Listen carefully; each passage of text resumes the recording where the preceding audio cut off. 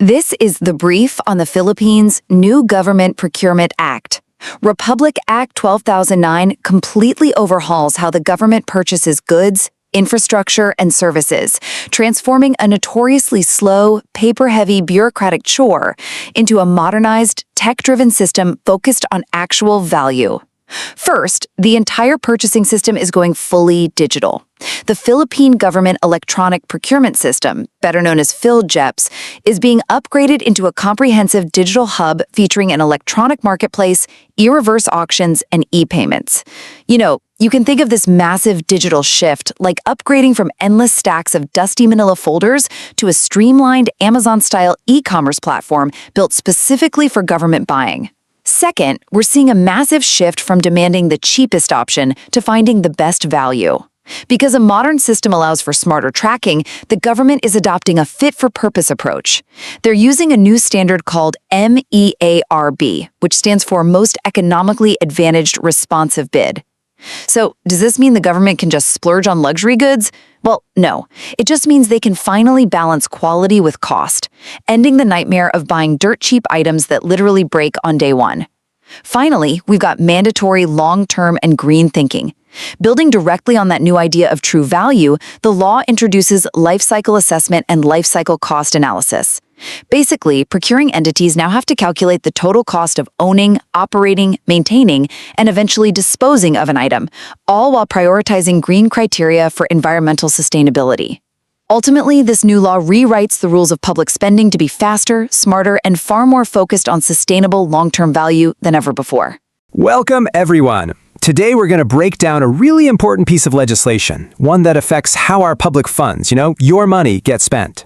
This is basically the new rulebook for every single government purchase. So think about it. Every single year, the government spends billions, and I mean billions, on everything. We're talking new roads, schools, vaccines, even just basic office supplies. But how do we make sure that money is spent wisely, efficiently, and importantly, without any corruption? Well, that's where this new law comes in. It's a brand new playbook designed to make that whole process way more transparent, competitive, and accountable. It's called the new Government Procurement Act. So let's dive right in. In this explainer, we're going to walk through the law in 4 key parts. We'll look at the new rules of the game, why planning ahead is so crucial, how the government actually buys things, and finally, why all of this really matters to you and me. First up, let's get into the core principles. You can think of these as the non-negotiables, the foundational rules that have to be followed for every single government purchase, whether it's for a pencil or a new bridge. The law actually lays out 8 governing principles that are the backbone of this whole thing. Now, they're all super important, but let's zoom in on 3 that are just absolutely crucial for making sure things are done right. Okay, first up, transparency. This is a big one. It means that all the information about a purchase, from the very first plan to the final signed contract, should be open for everyone to see. When we can all see how decisions are made, it builds public trust. Simple as that. Next is this really key concept, value for money. Now, this isn't just about finding the cheapest thing out there, not at all. It's about getting the best possible combination of price, quality, and long-term benefit. It's a huge shift from being just low cost to being smart cost. And rounding out our top 3 is accountability. This one makes it crystal clear that public officials are on the hook for their decisions. They are held responsible for how they spend public money, which is a huge deal for making sure they stick to the rules and act ethically. So those principles set the stage for the next major focus of this law, which is all about thinking ahead. I'm talking about the massive emphasis on strategic planning before a single peso is even touched. Probably the easiest way to get this is to imagine you're about to go grocery shopping. You'd make a detailed list and set a budget before you even leave the house, right? That's exactly what this law requires government agencies to do. It's all about preventing those impulse buys and wasteful spending. So how does it work? It's a pretty clear process. First, each individual office creates its own detailed shopping list, called a PMP. Then, all of those lists are combined into one big agency-wide plan, the APLP. And here's the golden rule. If it is not on that approved list, it cannot be bought, period. The end goal of all this planning is to achieve what's called a fit-for-purpose approach. It just means using the right strategy for the right job.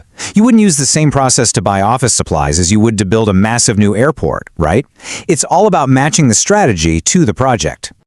Okay, so we've got the rules, we've got the plan, but how does the government actually go out and buy stuff? What does that process look like on the ground? The law sets up two main pathways. The go-to default method is competitive bidding. This is an open competition where all qualified companies can make an offer. But for some really specific, justifiable cases, there are also special alternative modes. Now, the standard competitive process is, well, pretty thorough.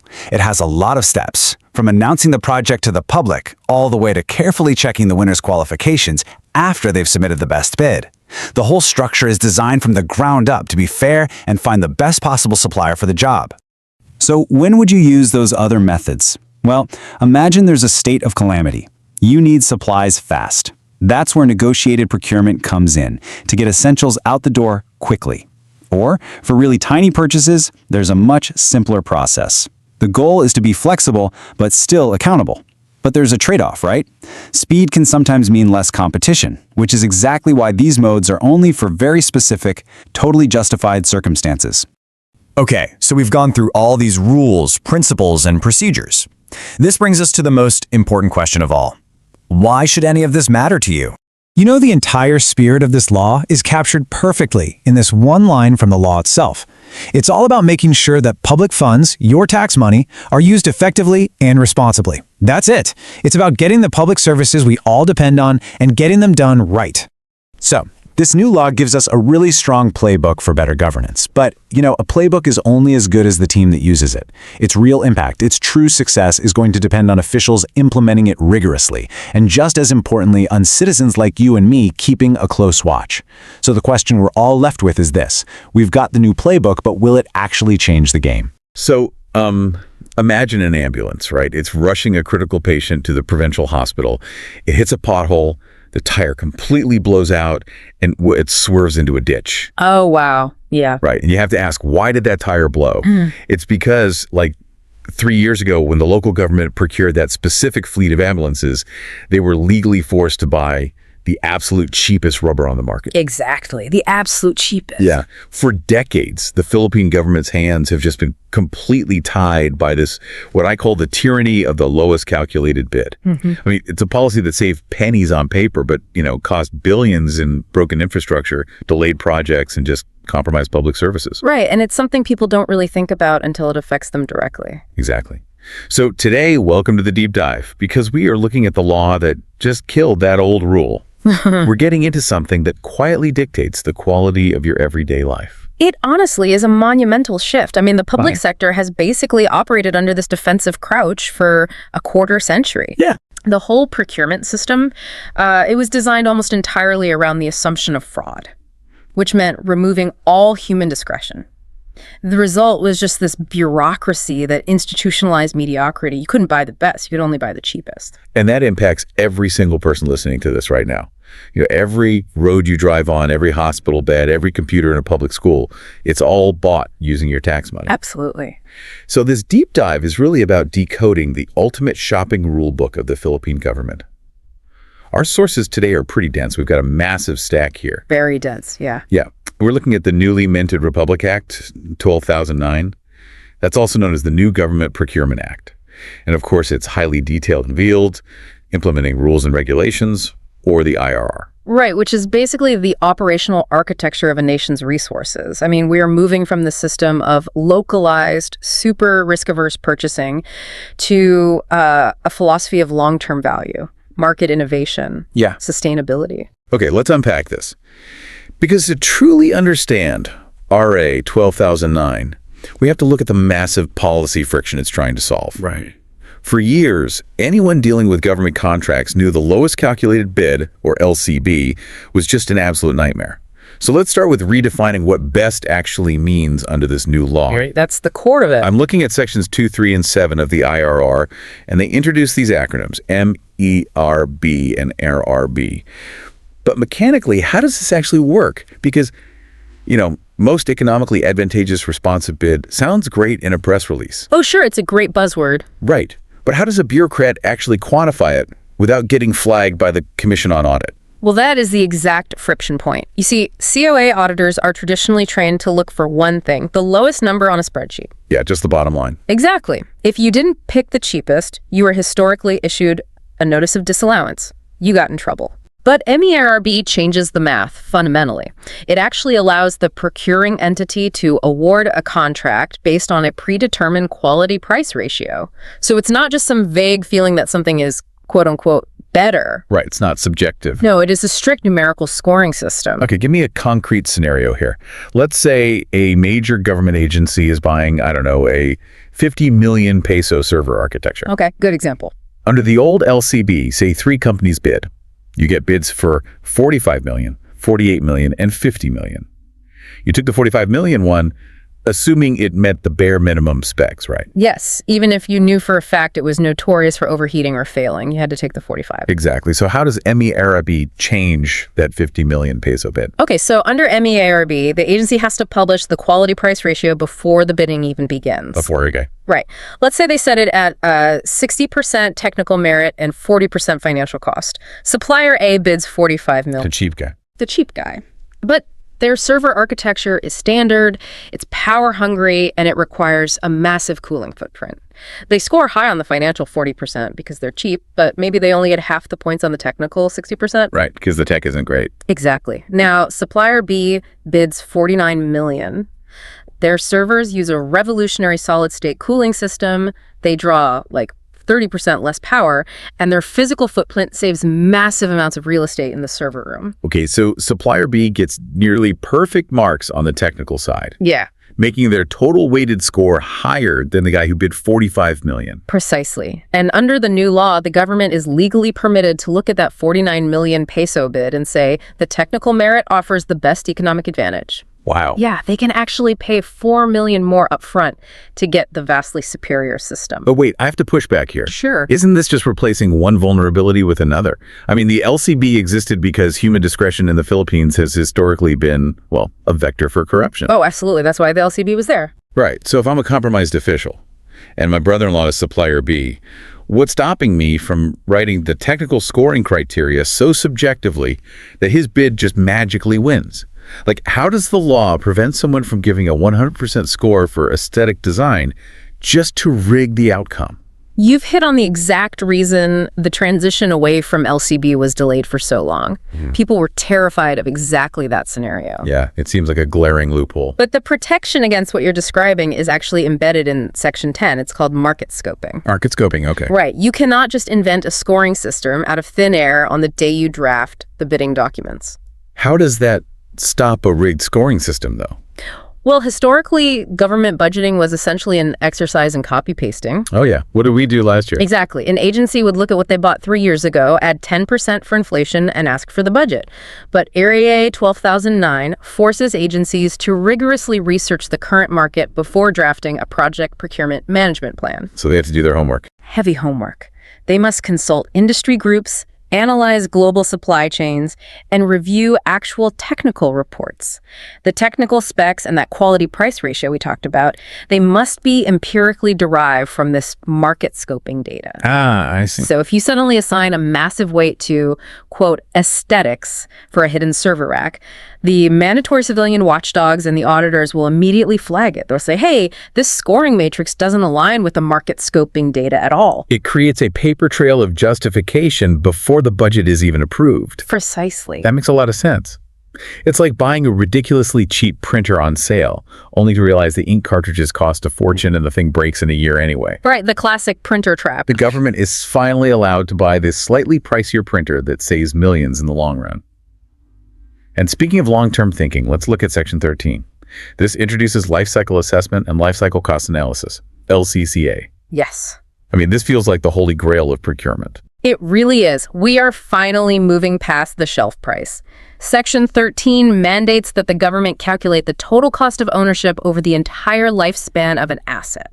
So not just the upfront cost. Right. Acquisition is literally just step one. You must factor in the cost of operations, the frequency and cost of maintenance, and, crucially, disposal. Oh, man. Disposal is the hidden killer in public budgets, isn't it? It is massive. You buy cheap, toxic materials for some temporary public works project, Yeah. and then 5 years later, The local government has to spend tens of millions safely excavating and disposing of the hazardous waste. What's fascinating here is how the law actually weaponizes the government's purchasing power to force private sector changes. Wait, how so? Well, Section 13.2 explicitly includes green criteria. Okay. So the environmental and social impacts of goods, from raw material extraction all the way to final disposal, must be evaluated. If a company uses a highly pollutive manufacturing process, their life cycle cost score will plummet, even if their initial bid is super low. Wow. So the government is essentially regulating the private sector, not through fines or laws, but through market exclusion. Exactly. If you want government money, you have to be sustainable. But practically speaking, this requires a massive amount of data processing. Oh, absolutely. You can't calculate a 10-year life cycle cost, complete with environmental impact matrices, for 10,000 different government items using, like, carbon paper and a pocket calculator. The math is just too complex. It's impossible manually. Right. Which means if the government is now allowed to buy based on total lifespan value, they need an entirely new central nervous system to process it all. And that is exactly why the law mandates a massive technological upgrade.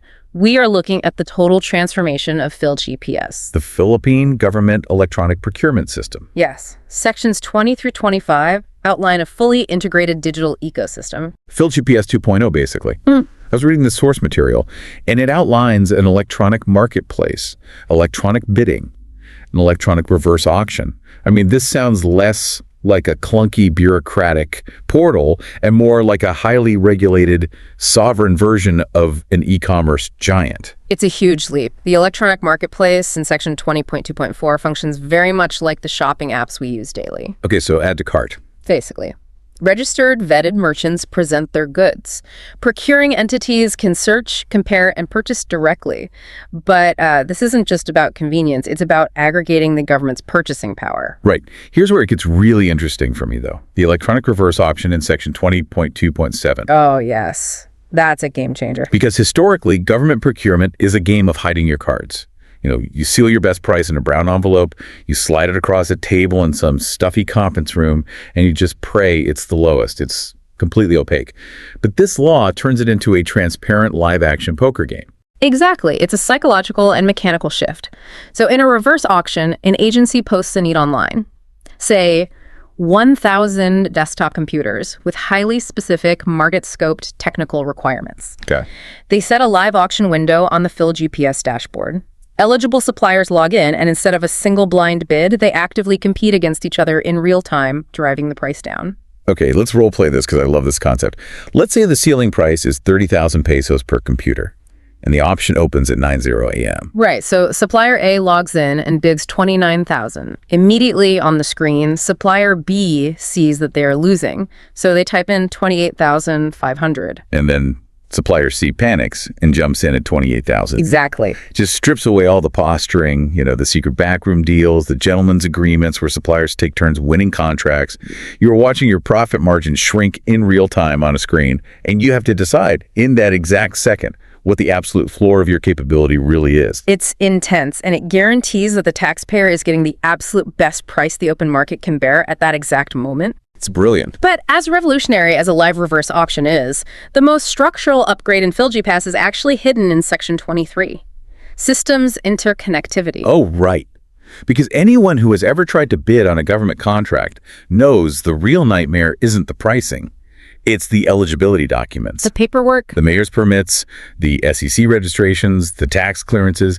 You practically need a wheelbarrow of photocopied, notarized documents for every single project you bid on. It's exhausting. And historically, the Bids and Awards Committee, the BAC, they had to manually verify every single page of that wheelbarrow. Which takes forever. It was a massive bottleneck that took rips. And worse, it was deeply vulnerable to fraud. It is incredibly easy to fake a tax clearance certificate in a physical folder. Yeah, could just Photoshop it. So the solution in Section 23 is API handshakes. The law actually mandates that PhilGEPS talk directly to the databases of the BIR, the SEC, and the local government units. Yes. When a supplier submits a bid, PhilGEPS automatically pings the Bureau of Internal Revenue's database to verify their tax standing instantly. Wow. It pings the SEC to ensure their corporate registration is active. The human element of verification and that whole physical paper trail is just eliminated. Okay, but in practice, aren't we just shifting the bottleneck? How so? Well, if PhilGEPS is pinging the BIR and the local BIR server in a specific province is down for maintenance, which, let's be honest, happens frequently with legacy government IT infrastructure, doesn't the entire national procurement grid just freeze? Like, sorry, can't buy the ambulance today, the server is down. That is the immediate technical risk, absolutely. If a strict synchronous connection is required and a node goes down, the system halts. Right. However, the law authorizes the Government Procurement Policy Board, the GPTB, to establish robust interoperability standards. So in a modern IT architecture, this likely means asynchronous verification, cached credentialing, or leveraging the Department of Information and Communications Technology's central data exchange. So they have backups to the backups. Exactly. The law provides the mandate, the IT execution will dictate its success. And once all that data is centralized, Section 24 comes into play. Procurement data analytics. We are finally bringing big data to government spending. This is how you proactively hunt corruption. Really?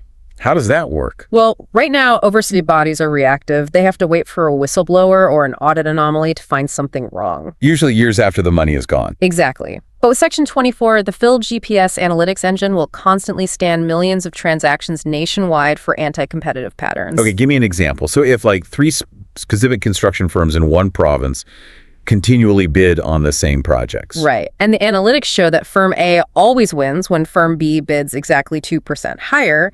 And then, magically, firm B wins the next one when firm C bids 2% higher. The machine just flags the collusion automatically. It maps the metadata of corruption. It will identify systemic vulnerabilities before a single peso is paid out. That is a massive leap forward. But let's pivot for a second. Because tech solves the procurement of standard goods. Laptops, vehicles, office supplies. It makes all of that faster and cleaner. But what happens when the government needs something that isn't standard? You can't put a custom-built, citywide, predictive AI traffic management system into a virtual shopping cart. You cannot. And this exposes another massive failing of the old procurement regime. Traditional competitive bidding requires the government to know exactly what it wants from the start. Right. You have to draft a highly specific technical specification document before you even ask for bids. But if you have a complex problem and the government engineers aren't experts in, say, cutting-edge AI or quantum computing, how do they even write the specs? They often couldn't. Under the old rules, if they asked private tech companies for advice, they were often accused of collusion or tailoring the bid to favor that company. So they ended up writing specs based on 5-year-old technology just because it was legally safe. Precisely. The system actively punished innovation. That's tragic. It is. But RA 12009 introduces several alternative modes of procurement to dismantle this barrier. Let's examine Section 29. Competitive dialogue. Okay, walk me through the mechanics of a competitive dialogue. How is this different from a standard bid?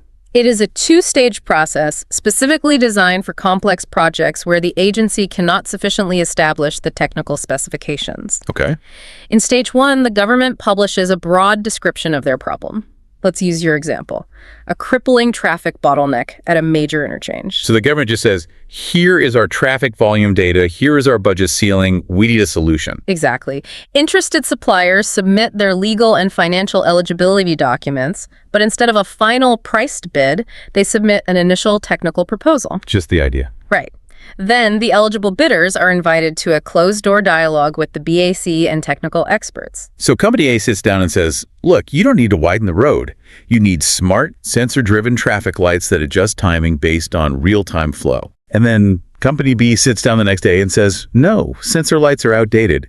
You need a predictive AI routing system that interfaces directly with navigation apps to reroute cars before they even reach the interchange. Exactly. The government is essentially getting world-class consulting for free. Through these dialogues, the agency learns what the market is actually capable of delivering. They identify the best components of all the proposed solutions. Oh, that's smart. Once they have synthesized this information, they finalize the technical specifications based on what they just learned. Then, in stage 2, they issue these finalized, modernized specs to all participating bidders, who then submit their final technical and financial proposals. That completely flips the dynamic. I mean, the private sector educates the public sector before the final exam is even written. It's a huge improvement. But let's take it a step further. Yeah. What if a private company has an idea that the government hasn't even recognized as a problem yet? Section 30 covers the unsolicited offer with bid matching. Ah, yes. If we connect this to the bigger picture, the unsolicited offer is really about harnessing the sheer velocity of private sector innovation. Okay. Government budgeting is inherently reactive, right? It takes years to identify a need, secure funding, and execute a bid. But an unsolicited offer allows an innovator, say a biotech startup or a drone logistics company, to proactively pitch a completely new concept. So what does this all mean? When I was reading the IRR on this, it honestly sounded like a reverse Shark Tank. That's a great way to put it. Let's role play this one too. Let's say I run a startup that has developed a drone delivery system capable of dropping emergency medical supplies to remote islands during typhoons. The Department of Health has never asked for this, but I know they absolutely need it. Okay, so you approach the agency with a comprehensive proposal, and the bar is very high. It's not just an email pitch. No. Section 30.1 demands you prove this involves a verifiable new concept or technology. It must offer a substantial improvement in efficiency, and you must present a rigorous cost-benefit analysis. You can't just submit an unsolicited offer to supply, like standard bond paper. Right. It has to be groundbreaking. So I prove my drone tech is revolutionary, and I offer to build a network for 100 million pesos. The agency reviews the data and says, this is incredible, we want it. But they can't just hand me a 100 million peso contract, right? That's a direct monopoly. Correct. The law balances the reward for innovation with the absolute necessity of protecting public funds. If the agency accepts your proposal, you are granted the status of original offer. Okay, original offer. The government then publishes your technical specifications, the drone network architecture, and issues a public invitation to bid to the rest of the market. It's a public challenge. Like, who can beat this? Precisely. They are essentially asking the open market, Company A has designed this drone network for 100 million pesos. Can any of you build this exact system for less? And this is where the bid matching comes in. Suppose a massive aerospace conglomerate sees the challenge and says, well, we already have the manufacturing scale. We can build that exact network for 90 million pesos. A lower bid. What happens to my startup? Do I just lose the contract that I invented? No, you don't. This is the first in time, stronger and right principle. Because you are the original offerer, the government must give you the right to match the conglomerate's 90 million peso bid. Oh, wow. If you can match it, you win the contract. You are rewarded for your ingenuity. If you simply cannot drop your price to 90 million, then the challenger wins. It's an incredibly elegant solution. I mean, it incentivizes the private sector to bring their best, most bleeding-edge ideas to the government, knowing they have a protected advantage. Yes. But it forces the open market to dictate the final price, ensuring the taxpayer isn't overpaying just for the novelty of it. It's a perfect balance. And to further support the local ecosystem, Section 37 introduces direct procurement for science, technology, and innovation. Yes, I wanted to touch on that. This allows the government to procure directly from qualified startups for pre-commercial goods or services. It basically acknowledges that the next critical breakthrough isn't going to come from some legacy corporation filling out the same procurement forms for 30 years. Right, it's going to come from a small team of engineers in a garage somewhere. Exactly. This law allows the Philippine government to act as an angel investor of sorts, using its purchasing power to stimulate early market development. Okay, so we've talked about digital platforms, reverse auctions, and AI startups. Yeah. It's a very high-tech, sanitized view of procurement. It is, yeah. But the ultimate test of any government rulebook isn't how it handles a shiny new tech pitch in an air-conditioned boardroom. It's how it handles the unpredictable, messy, and urgent realities on the ground. Very true. So let's move to Section 4 of our discussion. Boots on the ground. We're looking at negotiated procurement under Section 35 of the IRR. Right. Negotiated procurement is the legal fallback when standard competitive bidding is either impossible or fundamentally defeats the purpose of the purchase. And the most controversial of these is Section 35.2, emergency cases. I mean, the Philippines is slammed by an average of 20 typhoons a year. We have earthquakes, volcanic eruptions. Constant state of calamity in some areas. Exactly. When a Category 5 typhoon wipes out a coastal town, you need water purification systems, medical kits, and temporary shelters in hours. You cannot wait for a 45-day competitive bidding cycle. Human life supersedes the bureaucratic timeline. The law explicitly allows the agency to directly negotiate a contract with a legally and financially capable supplier when there is imminent danger to life or property during a state of calamity. But I have to stop you there. Okay. Because we have all seen the headlines over the last few decades. Emergency procurement has historically been the darkest loophole in the government. Yes, it has. We've seen instances where the chaos of a disaster was used as a smokescreen to award massive contracts to shell companies with no track record, delivering overpriced, substandard, or sometimes non-existent relief goods. How does RA 12009 prevent the rulebook from simply being tossed out the window when the wind picks up? It's a critical vulnerability, and the IRR addresses it with a fascinating mechanical tweak. The rulebook is not tossed out. Compliance is simply delayed, but the financial audit trail remains absolute. How does that work in practice? Look at Section 35.2.1. It states that during an emergency, documentary requirements like a valid PhilGEPS registration or an updated mayor's permit can be bypassed temporarily to affect the award. So if a local hardware supplier has 500 chainsaws ready to clear fallen trees, but his business permit expired 2 weeks ago, the mayor can say, I don't care about the permit right now, give you the chainsaws, I will sign the contract. Yes, the goods are deployed immediately, but, and this is the absolute firewall, the law strictly mandates that all missing or updated eligibility documents must be submitted before payment is made. So you can deliver the goods on a handshake to save lives, but you aren't seeing a single centavo of taxpayer money transferred to your account until your paperwork is completely verified by the auditors. Exactly. The supplier absorbs the risk. If you are a legitimate business with a minor paperwork delay, you will deliver the goods knowing you can update your permit next week and get paid. Right. But if you are a shell company that only exists on paper, you won't be able to produce the legitimate tax clearances required to release the funds. You won't get paid. It beautifully balances the urgency of disaster response with the uncompromising nature of financial accountability. That is a really, really smart mechanism. Now, let's look at another type of negotiated procurement that represents a massive socioeconomic shift. Section 35.11. Community participation. Oh, this is arguably the most transformative grassroots-level policy embedded in the entire law. Really? More than the tech? Absolutely. Traditionally, procurement is a sterile logistical function. The government extracts money from the populace via taxes and hands that money to massive corporations to buy goods. But Section 35.11 turns procurement into an active tool for poverty reduction and social empowerment. Okay, give me the ground level view of this. Let's look at the Department of Education's school feeding program. Millions of public school students need daily meals. Right, huge program. Under strict traditional bidding, a massive corporate caterer based in Metro Manila would almost always win that contract because they possess the economies of scale to drive the price down.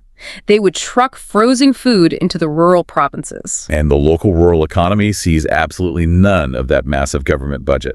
The money bypasses the community entirely. But under Section 35.11, the procuring entity is legally authorized to bypass the corporate giants and directly purchase agricultural and fishery products from local farmers and fisherfolk. That's huge. And the IRR defines who they can buy from very broadly, right? Yeah. It includes organized community groups like registered cooperatives, but it explicitly includes unorganized groups too. It lists associations of indigenous peoples, barangay health workers, the elderly, and even solo parents. Yes. If a local municipality needs to build a simple farm-to-market dirt road or a covered walkway for a clinic, they don't have to endure a 6-month bidding process to hire a massive construction firm from a different region. They can just hire locally. Exactly. They can legally negotiate a contract with a local PACYA group, which is a community labor force, or an association of local solo parents who have the necessary skills. It completely reframes what a government budget is. I mean, it's no longer just money spent on items. It's a localized economic stimulus. That's exactly what it is. The money stays in the barangay. Yeah. It creates local jobs, feeds local families, and creates this profound sense of ownership over public infrastructure because the community physically built it themselves. It weaponizes the procurement budget against poverty. Right. And then, completely on the opposite end of the spectrum from community agriculture, we have Section 35.8, Defense Cooperation Agreements. Yes, moving to the highly sensitive realm of national security. The Secretary of National Defense can directly negotiate with agencies of other countries or proven manufacturers for major defense equipment. Because standard competitive bidding fails spectacularly in defense procurement. Oh, I imagine. You do not put the technical specifications of your nation's new coastal radar system on a public internet portal for every foreign intelligence agency to download and study. Yeah, that would be bad. Furthermore, defense requires interoperability. If our Navy operates a specific class of frigate and we need to upgrade its missile defense system, we must buy from the manufacturer who engineered the ship to ensure the software protocols actually match. Right. You can't just buy the cheapest missile system from a different country and assume it'll just plug into the console. Exactly. You're buying strategic alignment, not just hardware. Okay, so we've covered the complex algorithms of MEIB and lifecycle costing. We've explored the digital revolution of PhilGEPS, the innovation pathways for startups, and the on-the-ground realities of emergencies and community empowerment. We've covered a lot. We have. But this brings us to the final and undoubtedly most critical piece of the puzzle, the human element. Because whether it's an AI-driven reverse auction, a complex competitive dialogue, or a mayor buying rice from local farmers, at the end of the day, human beings are sitting at a desk, interpreting these rules and making the final call. And this raises an important question, one that has plagued the Philippine civil service for decades. How do you stop procurement from being the most toxic, legally hazardous job in the government? Oh, absolutely. Anyone who works in government knows the Bids and Awards Committee is considered a curse. No one wants to be on the BAC. It's a punishment. You are buried under mountains of complex legal paperwork. You are constantly threatened with administrative lawsuits from losing bidders. And if you make a slight procedural error, the ombudsman files graft charges against you in your personal capacity. Your pension is at risk. Why would any sane, competent person volunteer for that? They wouldn't. And that created a systemic vulnerability. Procurement was often handled by reluctant, terrified employees doing it as an additional assignment on top of their actual jobs. Which is a recipe for disaster. Exactly. When terrified people make rushed decisions, they make mistakes, and mistakes cost the taxpayers billions. RA 12009 attacks this foundational issue through the aggressive professionalization and protection of the procurement workforce. Let's examine sections 38, 41, 42, 43, 45, and 46. Let's start with the most pragmatic solution. Section 45, honoraria. The law explicitly authorizes the payment of honoraria to members of the BAC, the Technical Working Group, and the BAC Secretariat up to 25% of their basic monthly salary. It seems so obvious. If you were asking someone to manage a multi-100 million peso contract, taking on massive legal liability and, let's be real, the risk of physical threats from syndicates, you have to compensate them for that specific risk. It is basic human incentive, but the law goes much deeper than just hazard pay. Section 46 mandates the creation of a comprehensive competency framework. Public procurement is being elevated from an ad hoc administrative chore to a recognized licensed profession regulated by the PRC, the Professional Regulation Commission. Wait, I want to make sure I understand this. Like, engineers, nurses, and certified public accountants, procurement officers will actually have to take board exams and hold a PRC license. Exactly. The Department of Budget and Management will create dedicated, permanent procurement positions within the government bureaucracy. The GPCSB will develop a rigorous certification program. That's critical. You will no longer have a random department head acting as the BAC chairman simply because it's their turn in the rotation. You will have a dedicated professional whose entire career is built on understanding the intricacies of RA 12009. And to ensure they can actually do that job, the law introduces jury duty in Section 5. I found this fascinating when reading the sources. Explain the legal protection of jury duty in this context. Well, under the old system, if you were an engineer assigned to the BAC, you still had to design all your regular bridges while simultaneously managing a 500 million peso procurement. You were set up to fail. Overworked and stressed. Right. Jury duty means that when you are assigned to a procurement task, that specific task takes utmost priority over all other regular duties until it is completed. Oh, wow. The agency head is legally bound to protect your time. You are insulated from your day job so you can focus entirely on the integrity of the public's money. Okay, so you pay them fairly, you train them as licensed professionals, and you legally protect their time. That beautifully handles the competence side of the equation. But what about the integrity side? How do we watch the watchman? That's the big question. Because a highly trained, well-paid professional is also highly capable of orchestrating a very sophisticated fraud. Ultimate, uncompromising transparency. That's the answer. The law leverages modern technology to forcibly invite the public into the most sensitive rooms of the bureaucracy. Look at Section 38, video recording of all procurement-related conferences. I read this, and it's not just a CCTV camera in the corner recording to a hard drive for the archives, right? Section 38.2 mandates that the procuring entity shall live stream the preliminary examination and the actual opening of the bids to the public on its website or official social media accounts. Yes. For any goods contract above 10 million pesos or any infrastructure project above 20 million pesos, the bid opening cannot legally commence unless a video recording is initiated by the BAC. It is broadcast live. And how does that actually prevent a bribe? Because if a corrupt supplier hands a BAC member a bag of cash the night before in a restaurant, the live stream doesn't catch that. It doesn't catch the off-camera bribe, no, but it catches the execution of the rigged bid. What do you mean? In public procurement, rigging a bid almost always requires a procedural sleight of hand during the opening. It requires a BAC member to ignore a missing signature on a competitor's document, or to falsely claim a document is present when it isn't, just to disqualify someone. Oh, I see. When the camera is streaming live, and anyone with a smartphone can screenshot the exact moment a sealed envelope is opened, the ability of a corrupt official to manipulate the physical evidence drops to near zero. They can't perform the magic trick if the audience is watching their hands in high definition. Exactly. And the audience isn't just on the internet either. Section 43 requires the physical presence of civilian watchdogs. Yes. The BAC is mandated to invite at least 2 observers to sit in on all proceedings. And these cannot be government employees. Who are they? One must be a representative from a recognized private industry group. For example, if it's an IT contract, a representative from the local IT professional association.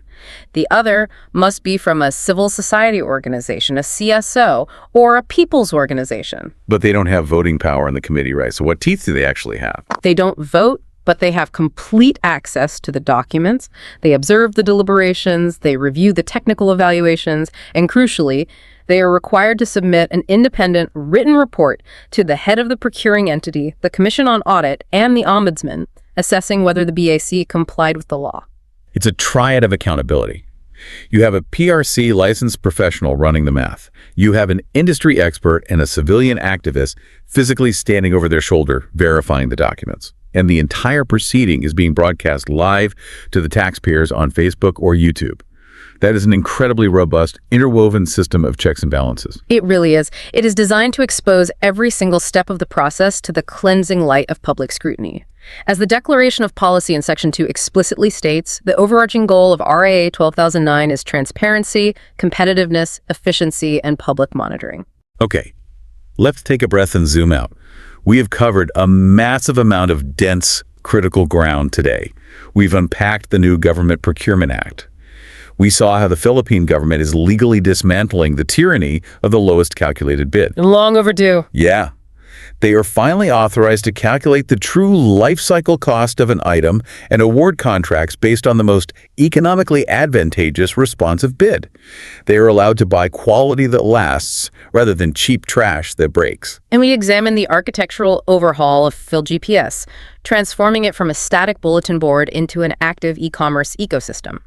We discussed the mechanics of live electronic reverse auctions, the API interconnectivity that will eliminate fake eligibility documents, and the data analytics engine designed to hunt down anti-competitive syndicates. We explored the new legal pathways for complex problem solving, how the government can use competitive dialogues to let the private sector design technical specifications, and how it acts like a venture capitalist through unsolicited offers, taking brilliant pitches from startups while forcing the open market to match the price.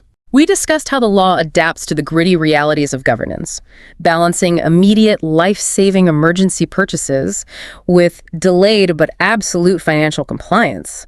And we saw how the Community Participation Clause weaponizes the state budget to directly combat grassroots poverty. And finally, we looked at the transformation of the human machinery.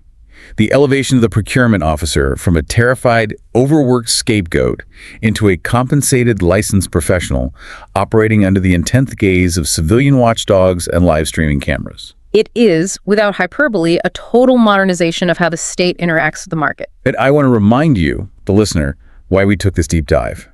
Because this wasn't just an exercise in bureaucratic trivia. Every single rule, every algorithm, every live stream mandate we discussed today is the physical barrier between your hard-earned tax money being wasted versus being invested in a durable, sustainable country. Procurement is the engine of public service. If the engine is broken, nothing else moves. If we connect all of this to the bigger picture, I want to leave you with a final thought to ponder. We discussed the heavy emphasis on open data, the PhilGEPS analytics, and the mandatory live streaming of bid openings. We're entering an era where the walls of the bureaucracy are systematically being replaced with glass. Yeah. With the implementation of RA 12009, any citizen with a smartphone could theoretically sit in their living room, log on to a local government social media page, and act as a real-time, independent auditor of their own city's multi-million peso projects. You could literally watch the roads of your city being bought in real time. Exactly. So the provocative question is this. In a country where public procurement has historically been viewed with deep generational suspicion, will this unprecedented level of forced digital transparency finally bridge the historic trust gap between the public and the government? The ultimate tools for accountability are now officially written into the law. The government has built the glass house. The question is whether the citizens will bother to look inside. Because at the end of the day, a rule book is only as powerful as the people holding it to the light. Thank you for joining us on this custom deep dive into the blueprint of our nation's spending. Keep asking questions, keep watching the streams, and always demand the true value for your money. Until next time. Welcome to the debate. Imagine you are tasked with buying a $1 million MRI machine for a public hospital. You basically have two options in front of you. Right. One is state-of-the-art, highly reliable, but, expensive up front. And the other is practically a relic. You know for a fact it's going to break down every single month. But the initial price tag is significantly lower, I assume. Exactly. It's much cheaper on day one. And for decades, under the old rules of Philippine government procurement, you didn't really have a choice. You had to buy the cheaper, worse machine just to satisfy the auditors. Yeah. It was clean, it was mathematical, and honestly, it was a terrible way to spend public money. But today, that fundamentally changes. Well, hold on. There is a very good reason the old system forced you to buy the cheaper option. I mean, it removed human bias. It is incredibly easy to justify buying your friend's overpriced MRI machine by claiming it has, better features. Sure, yeah. The lowest price rule was a blunt instrument, yes, but it was a vital mathematical shield against corruption. And that is exactly the tension we are exploring today. We are looking at the implementation of the Philippines' new Government Procurement Act, Republic Act number 1209, and it's implementing rules and regulations. Right, the IRR. Yeah. We are shifting away from a strict lowest price bidding model toward a landscape that evaluates the total value of a purchase using qualitative criteria like value for money and fit for purpose modalities. Which essentially means entering administrative muddy waters. The central question we have to answer here is whether this shift actually creates a more efficient modern procurement system, or if it simply introduces dangerous subjectivity into the expenditure of taxpayer funds. And as always, we are grounding this entire discussion strictly in the text of the law and its implementing rules. Exactly. So I represent the view that these modernizations, particularly things like life cycle cost analysis and the new flexible procurement modes, are absolutely necessary evolutions for effective governance. And I represent the perspective that introducing highly discretionary evaluation criteria and alternative bidding structures, well, it dramatically complicates the process. It risks compromising the objective transparency required in public procurement. To really understand this, we have to look at the historical handcuff of the lowest calculated responsive bid, or, what practitioners call the LCRB. The famous LCRB. Right.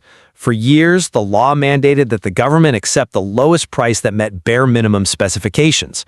It was quite literally a race to the bottom. I mean, it saved money up front. At what cost? Agencies were forced to accept inferior goods and services simply because they were the cheapest on day one. But the new rules completely rethink this. They introduce core principles in sections 2 and 3, specifically proportionality and value for money. Which, I have to say, sound wonderful in a theoretical vacuum. It's not just theory, though. The real mechanism here is Section 13, the mandate to use life cycle cost analysis and life cycle assessment. Right.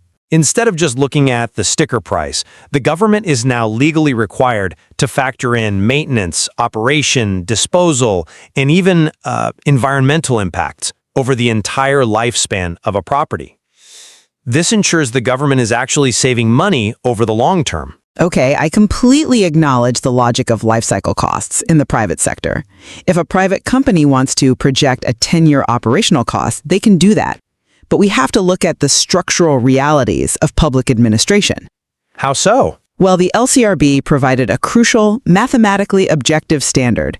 50 pesos is objectively less than 100 pesos. Any citizen, any journalist, any auditor can verify that math. I see why you think that, but let me give you a different perspective. That math is an illusion if the 50 peso item costs you 200 pesos to maintain. Evaluating a bid solely on the initial price is like buying a cheap fleet of vehicles that spend half their life in the repair shop while burning twice the fuel. I come at it from a different way. True, but look at what replaces it in the law. You mean the MEARB? Yes. Sections 49.2 and 61 introduce the most economically advantageous responsive bid, the MEARB, and the MARB. It replaces strict price competition with weighted scoring on subjective metrics. We are talking about evaluating bids based on things like aesthetic and functional design or innovative characteristics.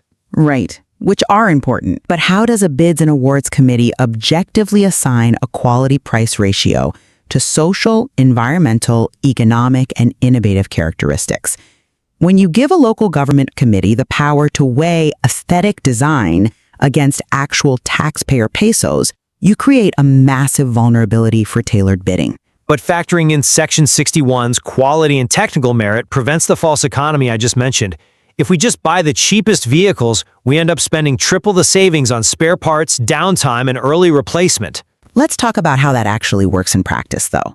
How exactly does a local committee objectively score something as nebulous as innovative characteristics? Without playing favorites. Because the rules don't allow them to just guess. The government can't just pick a winner based on vibes. The procuring entity is mandated to publish the exact calculation methodology up front in the bidding documents. Okay, but they have to outline the specific data they need from the bidders and the exact mathematical formula they will use to weigh those qualitative factors. Every single bidder knows the rules of the game before they submit a proposal. Right, but the baseline parameters of that formula are highly malleable. Let's say a specific supplier has a unique design feature on their laptops. Okay. It doesn't significantly alter the computing power, but it looks slightly more modern. Maybe it has a specific type of aluminum casing. Under this new economically advantageous criteria, the committee can draft the initial bidding documents to assign a heavy weight to ergonomic and aesthetic design. They still have to justify why that design translates to actual value for the government, though. Right, but value becomes entirely subjective. They can effectively ensure that specific supplier wins the contract, even if their bid is 40% more expensive than a standard, highly functional alternative. I don't think it's that simple. It is, though. The objective math of the old system is replaced by a subjective ratio that can be engineered behind closed doors months before the bid is even published to favor a preferred vendor. But the risk of tailored specifications existed even under the old system. I mean, end users used to just write incredibly narrow, restrictive technical specifications to force out competitors while pretending it was an open bid. True. They would literally specify the exact dimensions of that aluminum casing to make sure only one brand could win. What this new law does is bring those qualitative preferences out into the open. By requiring the committee to explicitly state the weights and criteria, it's transparent. Transparently subjective. Furthermore, the life cycle costing requires verifiable data. You cannot just invent a low maintenance cost. It has to be substantiated by historical performance or independent testing. Substantiated by whom? The bidder providing their own incredibly optimistic corporate projections? It requires an astronomical level of technical competence from the government to verify those projections. Which is exactly why the complexity of modern government needs more than just new evaluation criteria. It requires entirely new ways of engaging with the market. Oh, you mean the new modalities? Yes. We can't expect government clerks to magically know the life cycle maintenance costs of a cutting-edge technology. That brings us to Section 29, Competitive Dialogue, and Section 30, the unsolicited offer with bid matching. This is exactly where the risk multiplies. Let me explain the mechanism first. Under the old system, if the government needed a highly complex IT project, say an AI-driven traffic management system for Metro Manila, they didn't even know how to write the exact technical specs. Because they aren't software engineers. Right. They would guess, publish a flawed spec, and get terrible results. Now, competitive dialogue allows the government to invite industry experts to the table to hash out solutions and define the parameters before finalizing the technical specs. Okay. It uses the market's expertise to write the rules. And unsolicited offers incentivize the private sector to bring innovation to the government by giving the original offerer the right to match the lowest comparative bid. I'm sorry, but I just don't buy that. Let me tell you why. The execution is fraught. While competitive dialogue has its own set of procedural risks, my primary concern is Section 30's mechanism for unsolicited offers. The matching right? Yes. Let's look closely at the game theory here. A private entity approaches the government with a new concept. The government negotiates with this entity, confers them with original offerer status, and then publishes an invitation for comparative bids from the public. Exactly. Which ensures competition. If another tech firm can provide the same system for less money, they submit a comparative bid. The market decides the final price. But they won't submit a bid. And here is the structural flaw that economists warn about. If the original offerer has the structural advantage of a guaranteed 15-day window to match the lowest comparative or competitive responsive bid, the LCCRB, right, why would any other company invest the immense time, manpower, and capital required to participate? To win the contract. But they know the deck is stacked.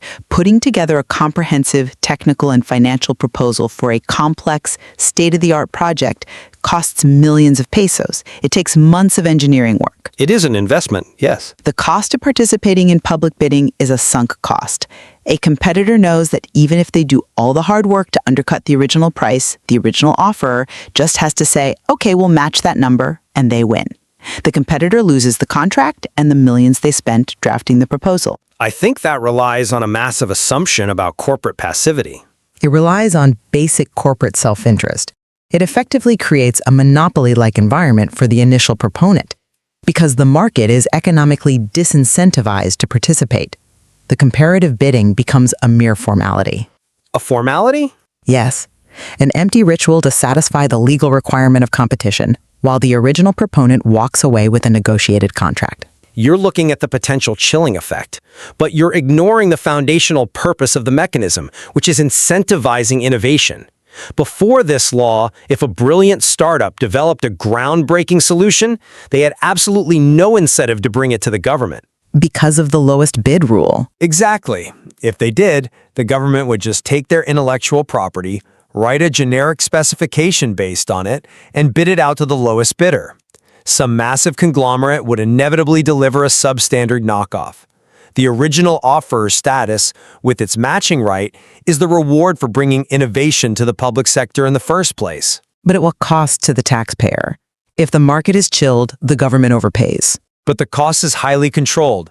The rules specifically dictate that the procuring entity must first evaluate the unsolicited offer through a detailed cost-benefit analysis. They must mathematically determine if it provides significant benefits. Sure, on paper. And even then, the matching right doesn't mean the government pays whatever the original offerer wants. The comparative bidding process establishes the true market floor. The Philippine market is aggressive. Competitors will bid to try and win, or at least to force the original offer to drop their price to the absolute minimum. That is an incredibly optimistic view of corporate goodwill. In reality, industries talk. When a company sees an original offerer status granted, they write off the project. But this circles back to the core issue of the entire law. Which is? Given these complex new dialogues, the matching rights, and the highly subjective weighting of qualitative criteria, how can the public possibly monitor the integrity of the process? The traditional bidding system, for all its faults, was legible to the average citizen. You mean just looking at the price? You compare 3 envelopes, you check the lowest number, How do you audit a competitive dialogue? How do you audit a nuanced quality-price ratio? This is where the law really shines. You audit it through unprecedented visibility. The law recognizes that flexibility requires robust transparency. Let's look at Section 20, the modernization of PhilGEPS. The electronic procurement system. Right. It is no longer just an online bulletin board where agencies post PDFs. We are looking at a single, centralized electronic portal covering the entire life cycle. It includes an electronic marketplace, an electronic reverse auction, and an open data platform. Digitalization is an improvement, certainly. Moving away from paper is inherently good. But it's more than just moving away from paper. It is a revolution in oversight. Crucially, I want to highlight Section 38. The law mandates the video recording and public live streaming of all procurement-related conferences for competitive bidding. You mean putting cameras in the room? Exactly. The pre-procuring conference, the pre-bid conference, and the bid opening itself must be broadcast directly to the public on the agency's website or social media.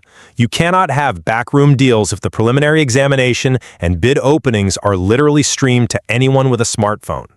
I will readily acknowledge the immense value of modernizing PhilGEPS, but we must carefully challenge the scope of this Section 38 live streaming mandate before we declare victory for transparency. Why? The public can watch the Bids and Awards Committee deliberate in real time. Sure, there's a camera in the room, but what does that camera actually capture? It captures the decisions being made. No, it captures the theater of the envelope opening. A live stream shows bureaucrats reading numbers off a page.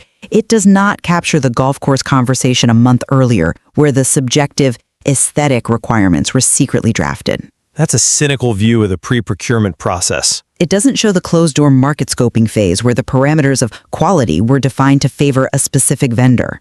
The camera only turns on when the script has already been written. But the criteria are published. Published, yes, but already decided.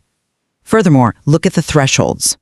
Mandatory video recording only applies to the procurement of goods costing above 10 million pesos, infrastructure projects above 20 million, and consulting services above 5 million. Which covers the major, high-risk capital expenditures of the state. It protects the big money. Yes, but it leaves out a massive volume of government spending. For the vast majority of day-to-day government procurements, the routine supplies, the minor repairs, the localized consulting contracts, the live streaming safeguard isn't mandatory. And the cumulative value of those sub-threshold procurements is staggering. It's a death by 1,000 cuts. But the camera isn't the only safeguard. Have you considered the role of the observers? The law mandates the Bids and Awards Committee to invite at least 2 observers, one from a recognized private group in the sector and one from a civil society organization. I'm aware of the observers, yes. These individuals sit in on all stages of the procurement process. They have access to the minutes, the abstract of bids, and the open proposals. The camera might not be in every room, but civil society is. Provided they have the resources and manpower to attend every single sub-threshold meeting in every municipality. And, critically, the law explicitly states that the absence of observers doesn't nullify the proceedings as long as they were invited. But you have to combine the physical observers with the digital footprint. Because everything is routed through the modernized PhilGEPS open data platform, the data footprint of every decision is immutable. Data can be manipulated. But if a local committee consistently applies skewed quality-price ratios to favor a specific supplier, the data analytics function will flag it. The Government Procurement Policy Board is specifically tasked with analyzing this data to identify patterns like bid rigging. We are replacing analog suspicion with algorithmic oversight. Algorithmic oversight is only as good as the data entered. When the data involves qualitative judgments on innovative characteristics, the algorithm has a very hard time parsing subjective bias from a genuine technical assessment. It's still a massive leap forward. But this brings me to another area where discretion expands: negotiated procurement. The law details numerous instances where competitive bidding is bypassed altogether in favor of direct negotiation. Negotiated procurement is strictly bound by specific conditions. It kicks in after 2 failed biddings or during emergency cases. When a typhoon wipes out a vital bridge, you cannot wait 45 days for a competitive dialogue to play out. You need a contractor tomorrow. I don't dispute emergency cases at all, but look at the new additions. Agencies can now directly negotiate for scientific, scholarly, or artistic work, or even more broadly, community participation, where agencies can directly negotiate simple infrastructure projects with unorganized community groups. That's a feature, not a bug. These are noble goals, sure, supporting local artists, empowering communities. But from a strict accountability standpoint, directly negotiating contracts with unorganized groups who aren't registered with government regulatory bodies is an auditing nightmare. How do you enforce liability on an unorganized community labor group if the simple infrastructure project collapses a year later? You build capacity. The rules require the end user to determine the necessity of social preparation and capacity development prior to implementation. The goal of government spending isn't just to buy a bridge. It's to build community resilience. But it's public money. The fit-for-purpose approach means recognizing that buying agricultural products from local farmers requires a fundamentally different mechanism than buying an MRI machine. You cannot force a local fisherfolk cooperative to navigate a 100-page bidding document. The old system locked them out completely.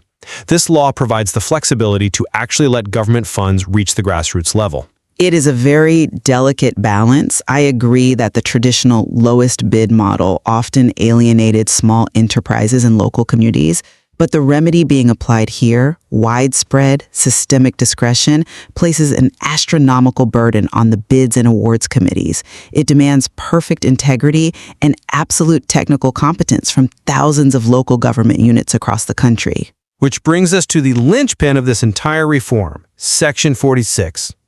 The flexibility we are talking about is exactly why the professionalization of government procurement practitioners is mandated. We are finally seeing the creation of specific, dedicated procurement positions in the government. This is one area where we absolutely converge. It has to happen. We are no longer relying on a designated municipal engineer or an ad hoc administrative clerk to navigate complex life cycle cost analyses in their spare time. The law establishes a certification framework and a professional licensing program.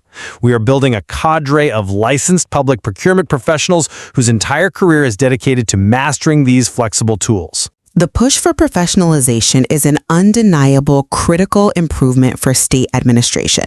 If we are going to entrust these committees with the power to evaluate aesthetic designs, to negotiate complex IT dialogues, and to determine life cycle environmental impacts, well, they cannot be amateurs. Exactly. They must be protected, they must be certified, and they must be held to a rigorous code of ethics.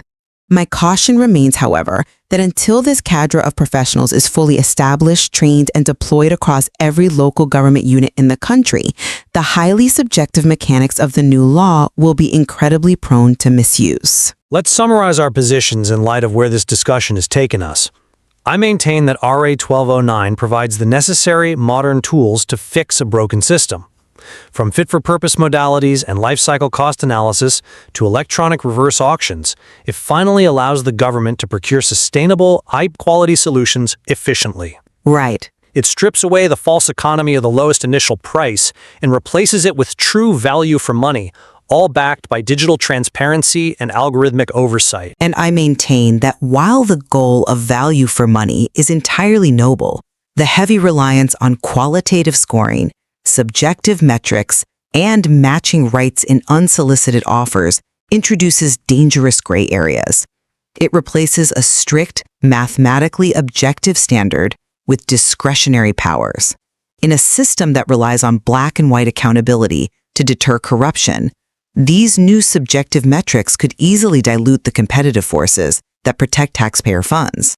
We certainly agree that the integration of a fully electronic open data system and the mandate to professionalize the procurement workforce are massive steps forward. The success of this law doesn't just rest on the theoretical mechanisms printed on the page. No, it rests entirely on the human element. Reflecting on the actual text of the implementing rules and regulations, it's clear that the true test of this shift will lie in how these complex discretionary powers are wielded day to day by local committees across the nation.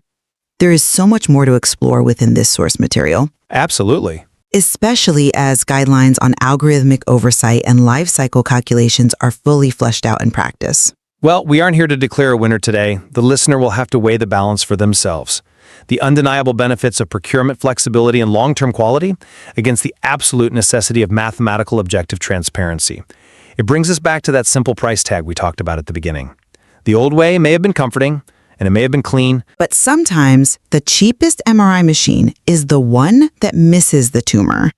The question we are left with is whether we have built enough safeguards to finally trust the doctors to buy the machine they actually need.